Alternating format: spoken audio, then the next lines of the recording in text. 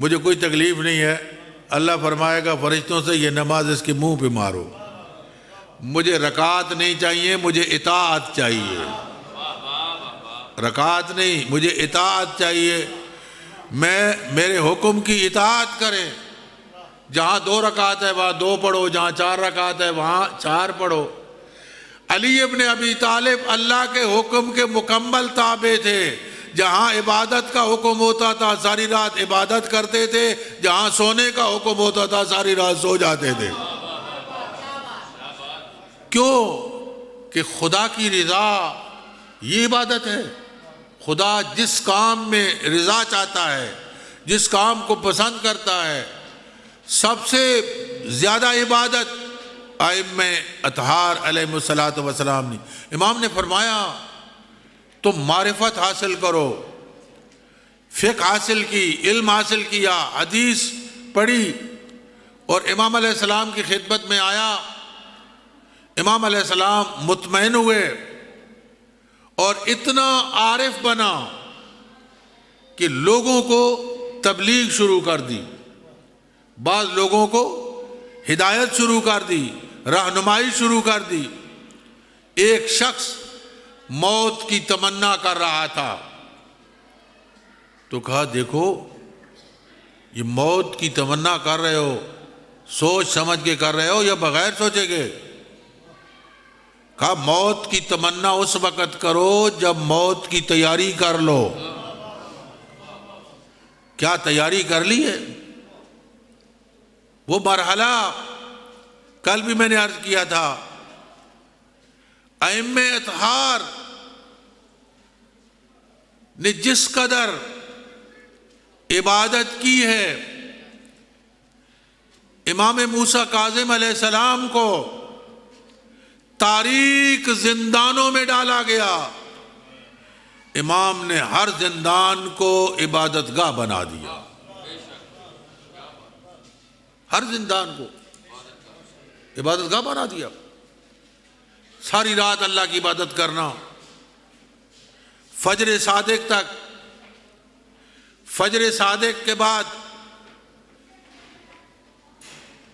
نماز فجر پڑھنا، تقیبات پڑھنا، سورج طلوع ہو جاتا سر سجدے میں رکھتے اور اس وقت بلند کرتے جب سورج زوال کرتا، اور ہمیشہ یہ جملے ہوتے، پروردگارا میں چاہتا تھا مجھے کوئی فراغت ملے، میرا مالک میں تیری حمد کرتا ہوں، تو نے مجھے خلوت عطا کر دی،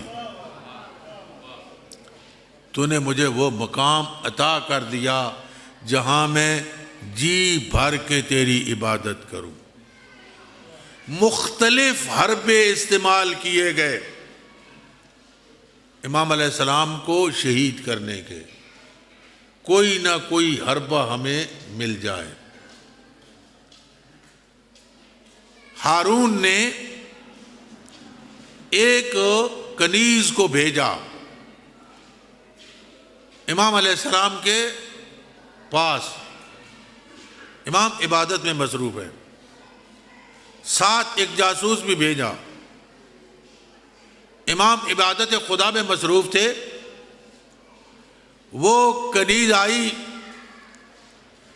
اور خادم نے کہا کہ ہارون کی طرف سے ایک تحفہ آپ کے پاس بھیجا گیا ہے، فرمایا جاؤ اس کو کہو مجھے اس قسم کی تحفوں کی ضرورت نہیں ہے، تمہیں ضرورت ہوگی، میں اس قسم کے تحفے نہیں چاہتا۔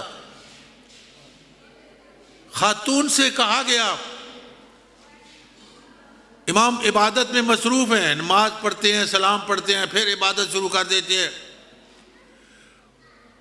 اس نے ایک جملہ کہا کہ اگر میرے لائق کوئی خدمت ہو، یوں امام نے اشارہ کیا، امام نے اشارہ کیا، اس کنیز کا بیان ہے، میں نے ایک باغ دیکھا خوبصورت، جس کی نہ انتہا معلوم تھی نہ ابتدا معلوم تھی، جس کے اندر لمبے لمبے درخت تھے، بڑے اونچے اونچے محل تھے، ان محلات کے دروازے زمرد کے تھے، ان کے ستون یاقوت کے تھے، ریشم کے قالین ان کے اندر بچھے ہوئے تھے، ان کے اندر خوبصورت حوریں بیٹھی ہوئی تھی جن کو آج تک اس جیسی میں کوئی خاتون دیکھی نہیں تھی۔ امام علیہ السلام نے اس کی طرف جب اشارہ کیا تو یہ فوراً سجدے میں گر گئی، فوراً سجدے میں گری۔ خاطب نے آ کے اس کو اٹھایا، سجدے سے اٹھا کے لے گیا ہارون کے پاس، ہارون کو بتائی ساری تفصیل۔ ہارون نے کہا تیرے اوپر موسیٰ ابن جعفر نے جادو کر دیا ہے۔ اس نے کہا نہیں، کوئی جادو شادو نہیں ہوا، میرے پر کوئی جادو نہیں ہوا، یہ ایک حقیقت ہے جو میں نے دیکھی ہے۔ اس کنیز کو زندان میں ڈال دیا تاکہ اور کسی کو یہ بات نہ بتائے۔ میں تقابل نہیں کرتا انبیاء کا اور ائمہ کا۔ حضرت یوسف علیہ السلام کو عزیز مصر کی زوجہ نے ایک دعوت دی تھی، وسائل سارے موجود تھے، عزیز مصر نے اپنے دامن کو بچایا، اس جرم میں زندان میں رہنا پڑا۔ میں کہوں گا اے حضرت یوسف علیہ السلام، آپ کا بڑا کمال ہے، وسائل ہونے کے باوجود آپ نے اپنے دامن کو بچایا۔ آپ اپنا دامن بچا گئے، جیل میں چلے گئے، زندان میں رہے، قید خانے کو پسند کیا، لیکن زلیخا کا ذہن نہ بدلا، زلیخا کا ذہن ویسے کا ویسا رہا۔ یہ عظمت ہے امام موسیٰ کاظم علیہ السلام کی کہ جو کنیز ہارون نے بھیجی تھی ایک فاسق و فاجر تھی، جب امام موسیٰ کاظم کے پاس آئی ایک عابدہ، زاہدہ، متقی اور جنتی بن کے گئی۔ اللہ اکبر، رسول اللہ، یا علی،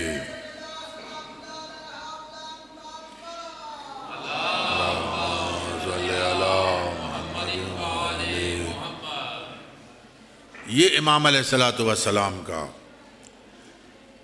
کچھ ائمہ کے بارے میں ہمیں پوری طرح معلومات نہیں ہے۔ سید الساجدین کے متعلق اور امام موسیٰ کاظم علیہ السلام کے متعلق ہم نے سید الساجدین کو بیمار امام تک پہچانا ہے اور امام موسیٰ کاظم کو ایک قیدی تک پہچانا ہے۔ ان کے دیگر کمالات کے بارے میں ہمیں کوئی علم ہی نہیں ہے۔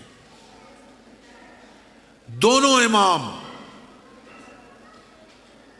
سید الساجدین اور امام موسیٰ کاظم، امام محمد باقر علیہ السلام روایت کرتے ہیں جب میں نے بابا کو غسل دیا تو پشت کے اوپر گٹھے پڑے ہوئے تھے۔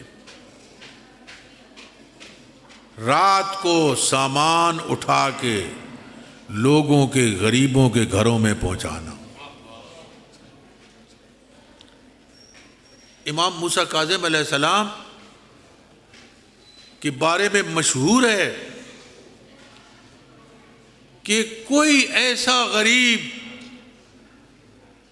محتاج، ضرورت مند ایسا نہیں تھا جو آپ کے دروازے پہ آتا اور خالی واپس جاتا، بلکہ جو تھیلیاں آپ دیتے تھے 200، 300، 400 تک روایت لکھی ہوئی ہے۔ حتیٰ کہ تاریخ نے لکھا ہے کہ امام علیہ السلام کے بارے میں مشہور تھا کہ امام موسیٰ کاظم کی موجودگی میں فقراء باقی کیسے ہیں۔ یعنی اس قدر سخاوت ہے کہ کوئی فقیر باقی نہیں ہونا چاہیے۔ عیسیٰ ابن محمد ایک شخص ہے، قرض لیتا ہے، قرض لے کے اپنی فصل کاشت کرتا ہے، امام علیہ السلام کے پاس آتا ہے، امام علیہ السلام پوچھتے ہیں سنا، کہتے مولا وہ قرض لے کے فصل کاشت کی تھی اور وہ ٹڈی جو ہے اس نے آ کے وہ سارے کا سارا مکڑی نے میری اس فصل کو تباہ کر دیا۔ امام نے فرمایا کتنا خرچ کیا تھا؟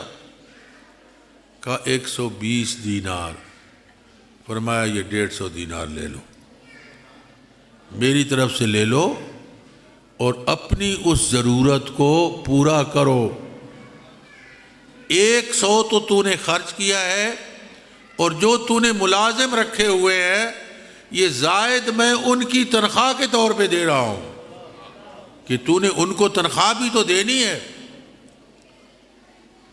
یہ نظام وکالت علماء کے ساتھ ہر امام کے وکلاء مقرر تھے، نائبین مقرر تھے۔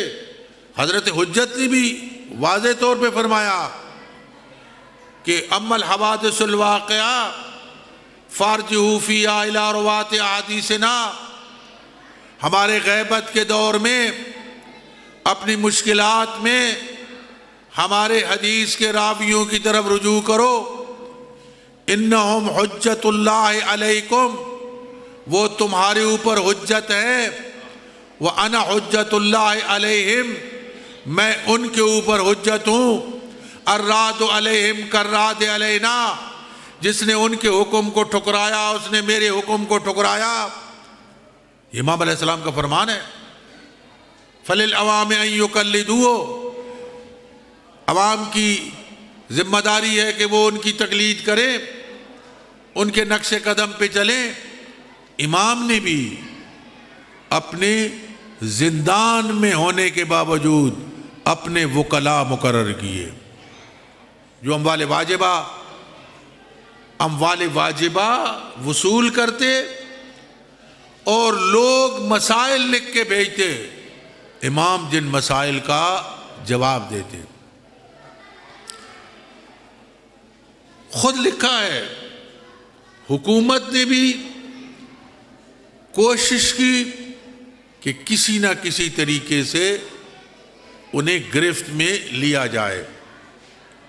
ایک شخص بیان کرتا ہے میں امام علیہ السلام کے گھر میں گیا، گھر کے اندر کی کیا کیفیت تھی؟ کہا میں نے امام علیہ السلام کے گھر میں 4 چیزیں دیکھیں۔ کیا؟ امام کے گھر میں قرآن، تلوار، ایک چمڑے کا یا ایک بستر تھا، ایک پرانی چٹائی تھی یا ایک کمبل تھا۔ میں نے یہ چیزیں امام علیہ السلام کے پاس دیکھی، اس سے زیادہ کوئی ضرورت کا سامان ائمہ کے پاس نہ تھا۔ چاہتے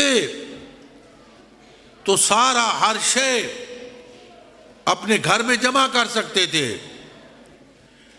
روایت کے جملے ہیں اس قدر سخاوت کرتے کہ جب فقراء آتے گھر میں کوئی چیز باقی نہ رہتی، ہر چیز فقراء کو دے دیتے۔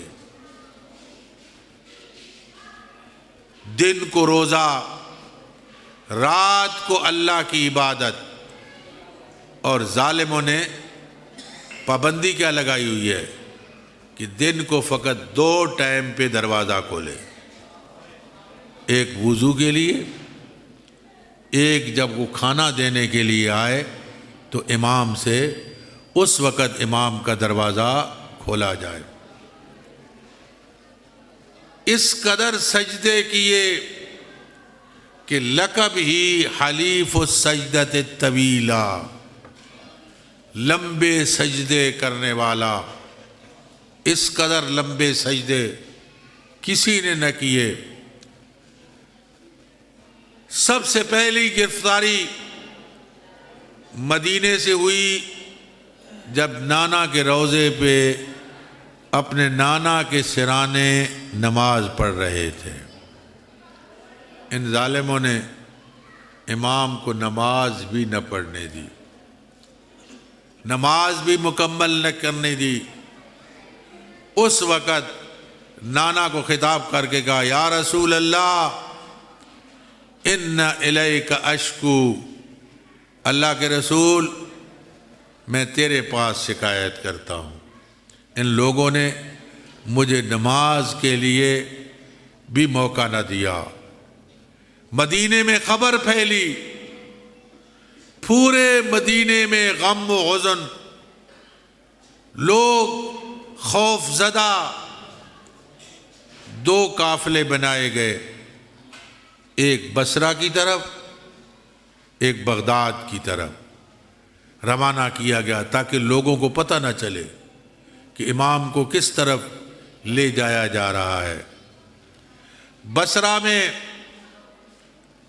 عیسیٰ نامی دروغے کے پاس کہ قید خانے میں آپ کو حوالے کیا گیا۔ یہ مسلمات میں سے تھا کہ جتنا جیل کا عملہ ہوتا تھا وہ امام علیہ السلام کی عبادت کو دیکھنے کے بعد امام کا ہم نوا ہو جاتا تھا۔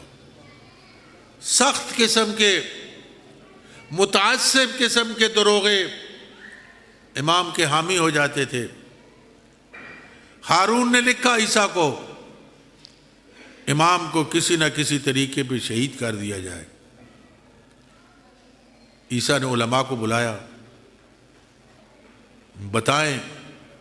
علماء نے کہا نہیں، منع کیا، امام کو شہید نہیں کرنا۔ عیسیٰ نے لکھا ہارون کو، میں اس عظیم جرم میں شریک نہیں ہونا چاہتا۔ امام علیہ السلام کو بصرہ سے بغداد بلایا گیا اور بغداد میں فضل ابن ربیع کے قید خانے میں رکھا گیا۔ میں نے عرض کیا تھا کہ ظالم اتنے خوف زدہ تھے امام کی روحانیت سے کہ چھپ کے دیکھتے تھے کہیں ہمارے خلاف بد دعا تو نہیں کر رہے۔ فضل ابن ربیع کا قید خانہ ہارون کے محل کے ساتھ تھا۔ کہیں محل سے دیکھا کہ ایک سفید چادر ہے اور وہ حرکت کر رہی ہے۔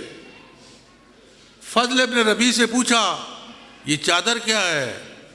کہا یہ چادر نہیں ہے، یہ موسیٰ بن جعفر ہے۔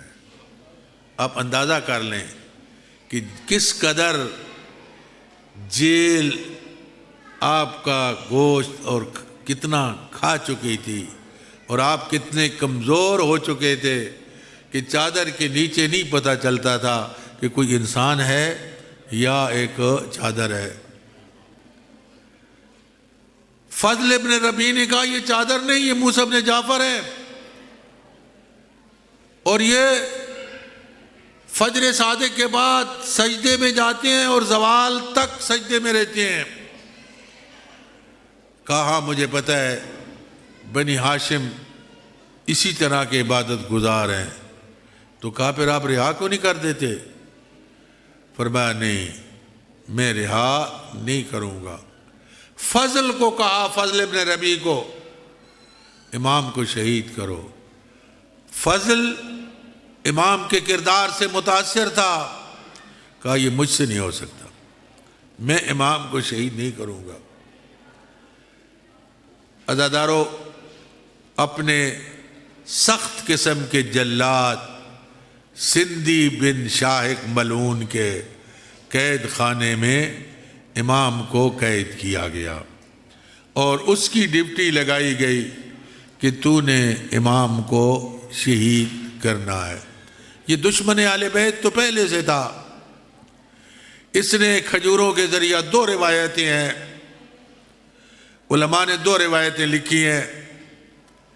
ایک روایت امام کو زہر سے شہید کیا گیا، اور ایک روایت سانس کے بند کرنے کی ہے کہ امام کو اس کارپٹ میں اس طرح لپیٹا گیا کہ امام کا سانس بند ہو جائے، امام شہید ہو جائیں، اور پتہ بھی نہ چلے کہ کوئی زخم بھی نہ ہو، کوئی تشدد بھی نہ ہو۔ اور دوسرا تلوار کیا کھجوروں کے زہر کے ذریعہ 3 دن امام قید خانے میں رہے۔ امام علیہ السلام، میں آپ سے سوال کرتا ہوں، کیا اس قید خانے میں کوئی امام کے پاس کوئی ساتھی موجود تھا؟ تنہائی کا عالم تھا، کوئی پانی دینے والا نہ تھا، علاج کرنے والا نہ تھا۔ پتہ نہیں 3 دن امام کے پاس، امام کے لیے کیسے گزرے۔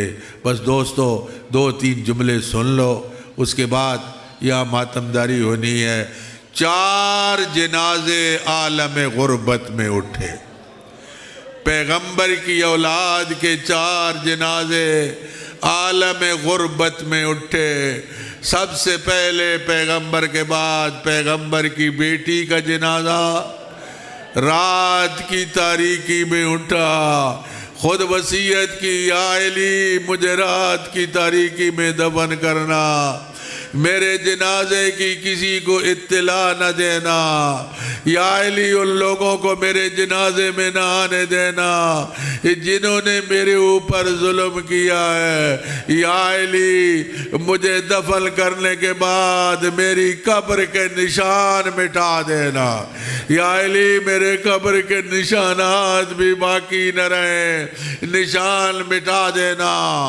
آدھی رات ہو گئی، امیر المومنین نے اپنے بچوں کو بلایا، آؤ میرے لال، ماں سے آخری بار الوداع کر لو، میں چاہتا ہوں تمہارے نانے کی امانت کو تمہارے نانے کے حوالے کروں۔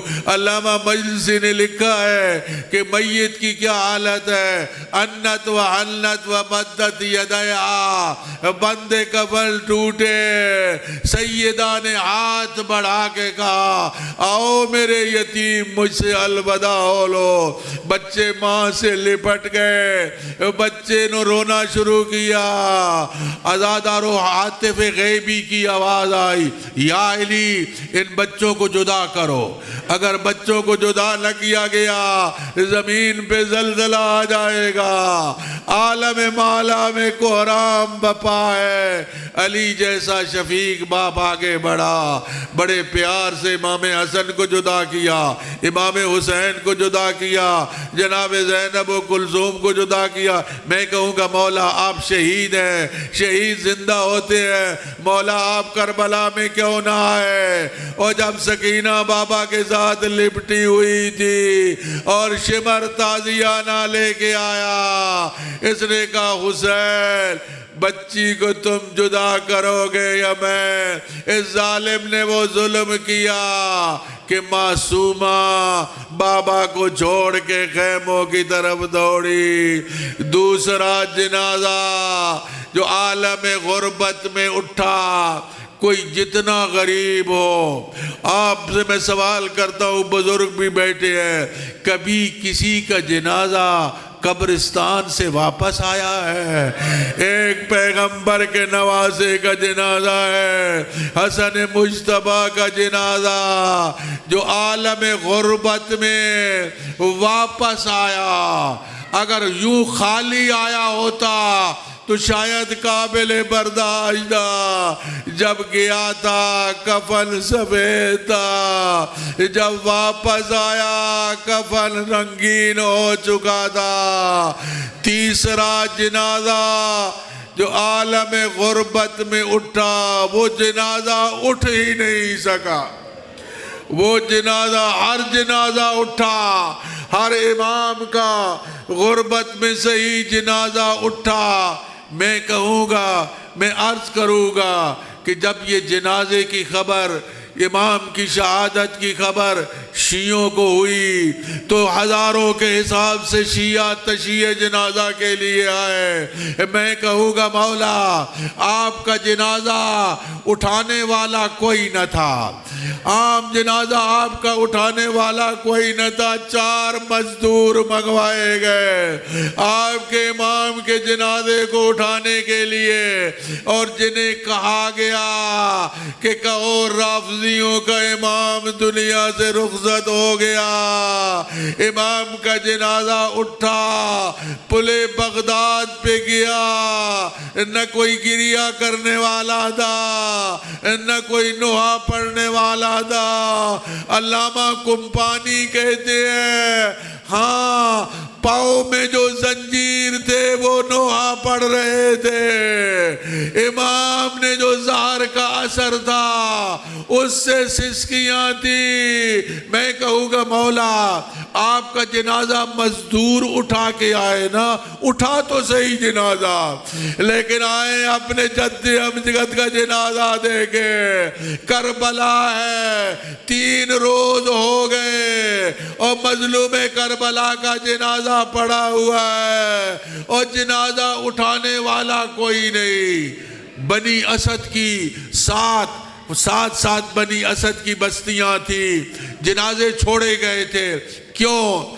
گرمی کا موسم ہے، ادھر سے ہوا آئے گی، ہوا جائے گی، جنازے خراب ہو جائیں گے، لوگ متنفر ہوں گے۔ شیخ الجامعہ فرماتے ہیں ہوا ادھر سے آئی جدھر جنازے تھے، ہوا بنی اسد کے بستیوں میں گئی، ہر کوئی کہہ رہا تھا یہ مشک و عنبر کی خوشبو کہاں سے آ رہی ہے۔ عورتوں نے مردوں سے کہا کل پیغمبر کو کیا جواب دو گے؟ اگر تم نہیں جاتے ہم جاتی ہیں نواس رسول کو دفن کرنے کے لیے۔ جب تیسرا دن ہوا عورتیں بیلچے لے کے چلی، مرد آگے بڑھے، مردوں نے کہا تم نہ جاؤ ہم جاتے ہیں، مرد آگے بڑھے۔ اب علماء فرماتے ہیں انہوں نے دیکھا، مردوں نے دیکھا عورتیں پیچھے پیچھے آ رہی ہیں، مردوں نے کہا تمہیں ہمارے اوپر یقین نہیں ہے کہ ہم دفن کریں گے؟ کہا یقین ہے۔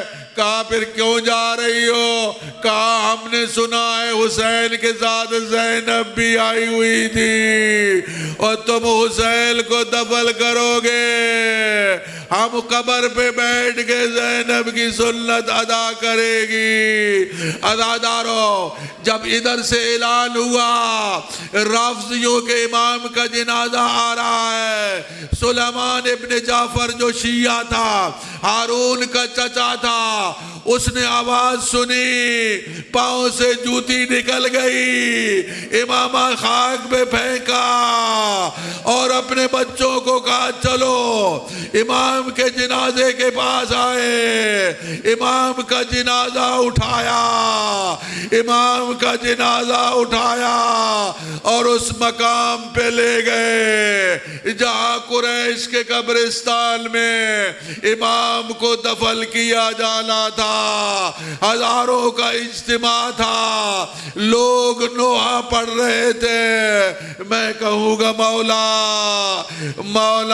تیرے شیعہ اس وقت موجود نہ تھے اور تیرا جنازہ مزدور اٹھاتے رہ گئے۔ آج تیرے شیعہ موجود ہیں اور تیرے جنازے کی شبیل آ رہے ہیں۔ جنازہ قبر میں پہنچا، ماتم حسین۔